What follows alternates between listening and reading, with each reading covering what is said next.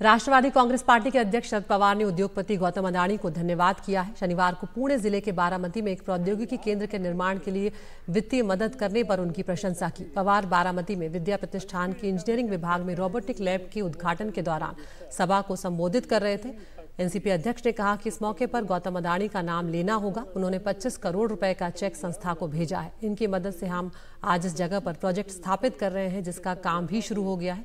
कृषि विकास प्रतिष्ठान की मदद से बारामती में 17 से 22 जनवरी तक कृषि प्रदर्शनी का आयोजन किया जा रहा है और पवार ने उम्मीद जताई कि इसमें बड़ी संख्या में किसान हिस्सा लेंगे और उन्हें फायदा भी पहुंचेगा।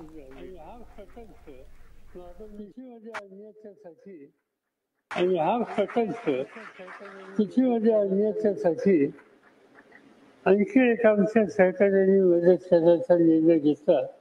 काही रक्कमी पाठवली. त्याच्यामध्ये गौतम अडानी यांचं नाव या ठिकाणी घ्यावं लागेल. त्यांनी 25 कोटी रुपये त्याचा धनादेश संस्थेकडे पाठवलेला आहे आणि त्या दोघांच्या मदतीनं हे दोन्ही प्रकल्प आज आम्ही या ठिकाणी उभा करणार आहोत. प्रत्यक्ष त्याचं कामही सुरू झालेलं आहे. मागं मी सांगितलं होतं की IBM